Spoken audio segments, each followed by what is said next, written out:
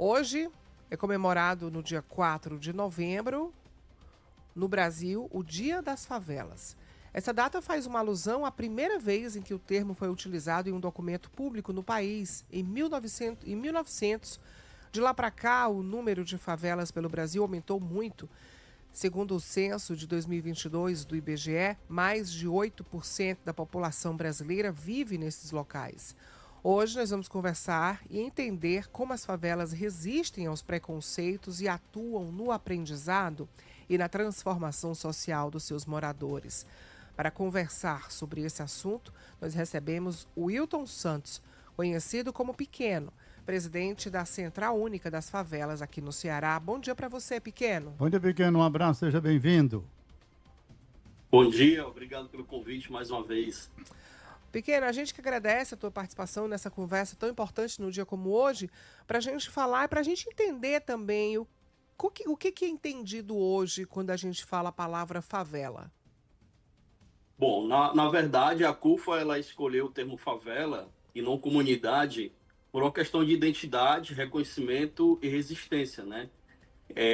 Desses lugares, resgatar o orgulho da palavra favela, porque durante muito tempo o termo favela ele foi usado pejorativo, associado à pobreza, à violência e à exclusão. Então a CUFA ela inverteu esse sentido desses territórios, passou a usar a favela como símbolo de potência, criatividade, cultura, inovação e essa força coletiva que sempre demonstra. Então esses espaços a gente fala muito sobre a resiliência, né? Como é que a gente transforma esses espaços que possa ser ter um sentimento de pertencimento e que a gente possa ter orgulho desses lugares, por mais que haja aí certos problemas sociais, que não é pobreza, tanto né, nesses lugares, como falta de saneamento, como às vezes um ônibus que não consegue passar, mas como é que a gente transforma esse lugar e esses lugares e a gente consegue enxergar esses lugares como potencialmente econômico, como potencialmente na cultura, como potencialmente na música e na economia. Agora, por muito tempo, né, a gente teve o termo favela usado de forma preconceituosa. Hoje, ainda é certo a gente se referir às comunidades periféricas por esse nome? Como é que hoje vocês recebem a palavra favela? Como ele disse, a gente recebe esses espaços como orgulho de estar nesses espaços, né? A gente é de uma época e quando a gente ia procurar emprego, eu não colocava Barroso 2, que é onde eu moro, eu colocava Passaré, porque se colocasse Barroso, as pessoas sabiam onde a gente morava e não davam emprego para nós por questões da gente residir nesses lugares. Então, isso incomodava e incomoda muito nós ainda. Então, o que é que a gente pensou? Como é que a gente transforma esses lugares e mostra para as pessoas que residem fora dela que são lugares de potência?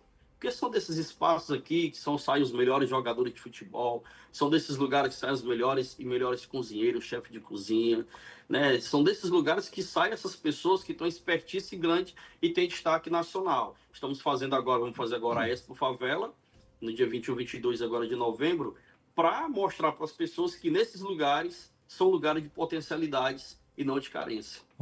Pequeno, interessante.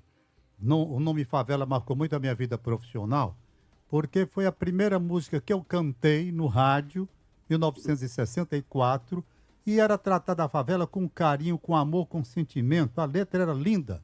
Chico Alves gravou e eu cantei Favela, oi favela, favela que trago no meu coração.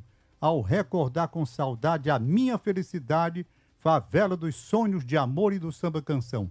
Hoje, tão longe de ti, se vejo a lua surgir, relembro a batucada e começa a chorar. Favela das noites de samba, berço dourado dos bambas, favela és tudo que eu posso falar. Minha favela querida, onde eu senti minha vida, presa a um romance de amor de uma doce ilusão.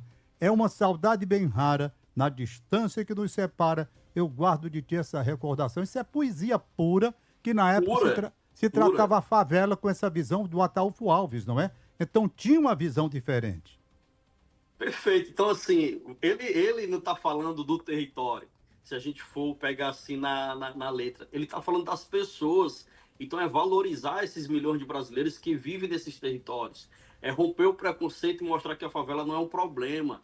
é celebrar conquistas, é luta, é história. São moradores desses espaços que têm suas vidas, que encontram seus amores, que criam seus filhos, que Isso. buscam suas felicidades, sabe? Quando a gente percebe nessa letra, quando a gente percebe a sutileza que essa letra fala desses territórios, muitas vezes a gente também fica pensando assim, se reconhecendo. É isso mesmo, né? É isso mesmo que estão falando. A gente não se percebe o quanto é importante, o quanto nós somos importantes nesses territórios, onde a gente encontra o amor, onde a gente encontra a afetividade. A gente viu agora, nesses piores momentos que a humanidade passou, que foi a pandemia, o quanto as pessoas elas se solidarizavam umas com as outras, né? Enquanto uma trabalhava, a outra cuidava do filho da outra, enquanto a outra estava buscando alguma coisa, e quando trazia, dividia com outras pessoas. Então, é nesses espaços que a gente encontra isso. Eu não vejo carência nesses espaços, né? Nas pessoas. Eu vejo muita vontade de ter. A gente vai buscar agora promover a Expo Favela, como eu citei. O primeiro sonho do morador, de sonho de consumo, é ter uma casa própria. O segundo é ter um negócio próprio. É colocar o empreendedorismo, é colocar alguma coisa ali para ganhar uma segunda, uma terceira renda. Então é nessas pessoas que a gente vê essas potencialidades. A gente está falando de sentimento, a gente está falando de amor, a gente está falando de valorização dessas pessoas. E essa letra diz exatamente isso. Pois é uma coisa impressionante. Hoje, no mundo todo, o Pequeno, no mundo todo há levantamento sobre favelas em países ricos também. Também, também. Aqui no Brasil, alguns prefeitos eles não conhecem, não reconhecem as favelas. Quando a gente vai bater um papo, quando a gente vai entender esses territórios, eles é porque são os problemas que a gente não consegue resolver. Hoje a CUFA ela está em mais de 60 países, Tom.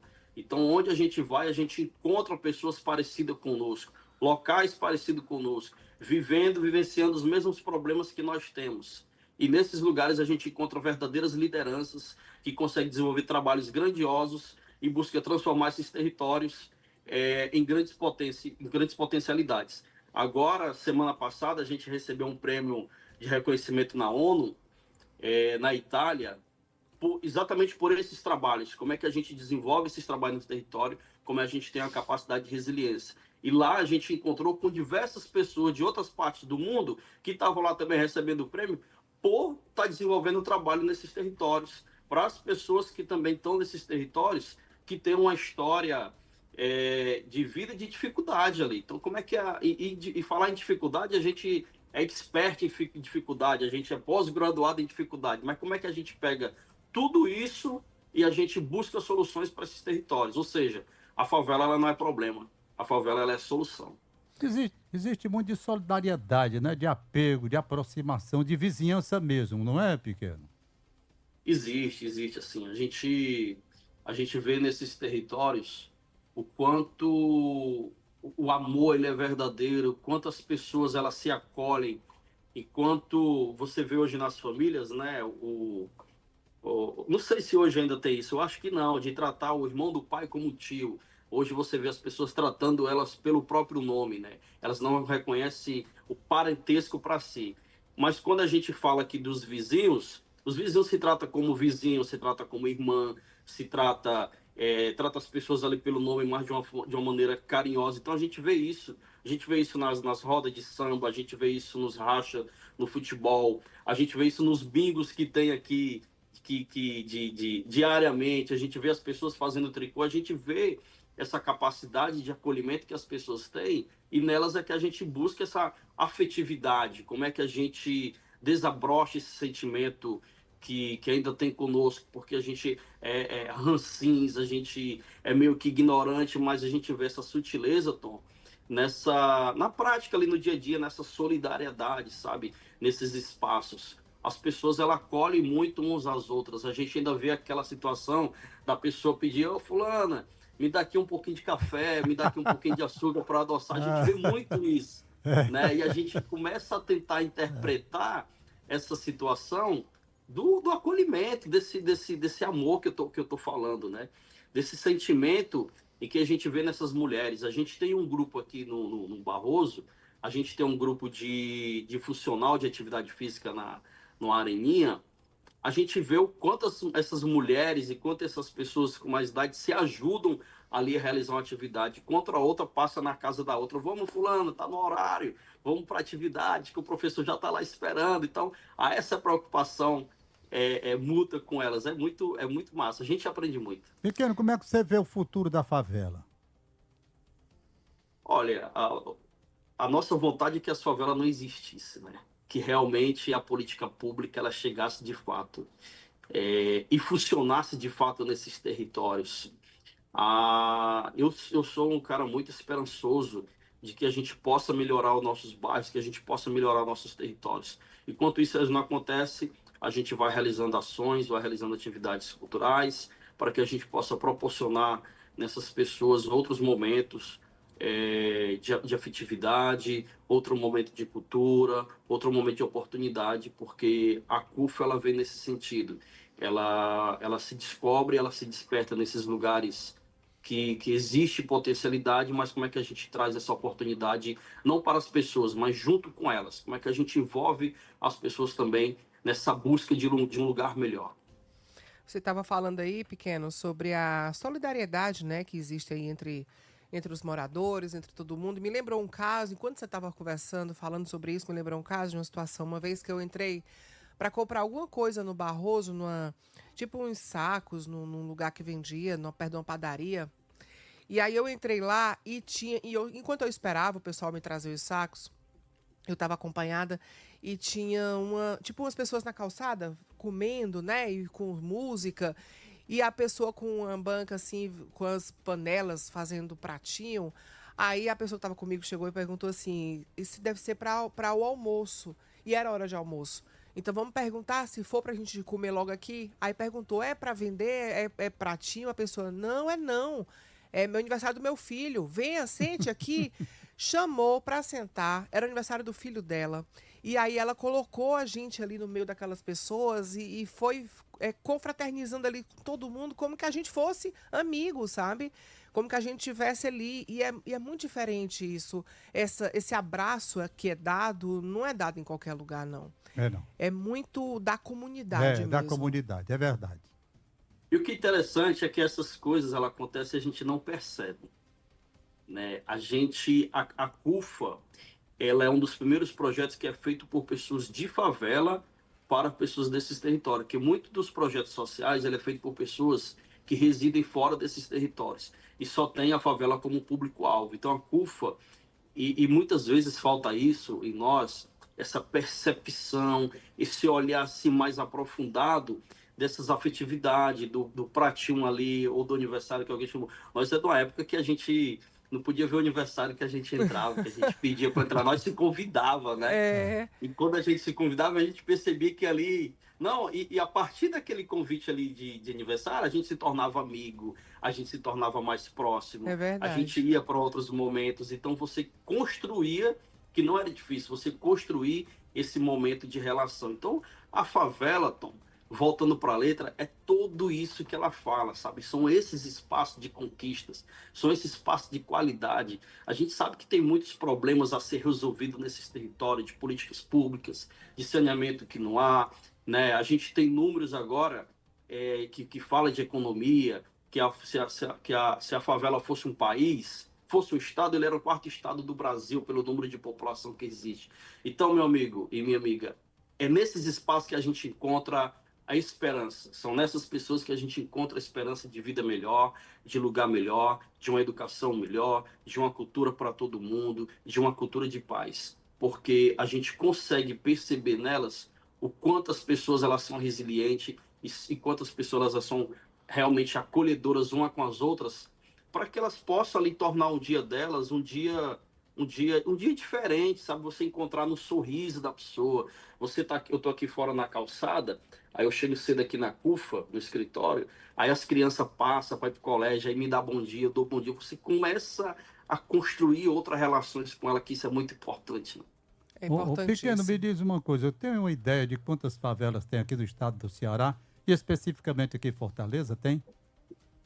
Rapaz, tem para mais de 300 favelas, né? Esse número a gente até questionou com o pessoal do IBGE, porque eles dividiram de uma maneira que a gente não reconhece, a gente não divide como eles dividiram, né? Sei. Porque é a primeira vez na história que eles estão reconhecendo a favela como território, porque antes eles colocavam como aglomerados subnormais. Então é como se tivesse os normais e os subnormais. Então, tecnicamente, eles tinham uma maneira de diferenciar. Só que nós que estamos nesse território, a gente precisa reconhecer a favela como favela. A Isso. gente precisa reconhecer as pessoas como os tais. E aí, pela primeira vez, eles colocaram a favela no mapa. A gente colocou a favela no mapa e colocou ela ali no IBGE para que eles reconhecessem esses territórios. E assim, fazer com que essas políticas públicas elas cheguem de fato mais próximo. Tipo, mora aqui no Passaré, aqui no próximo Castelão. Você deve conhecer.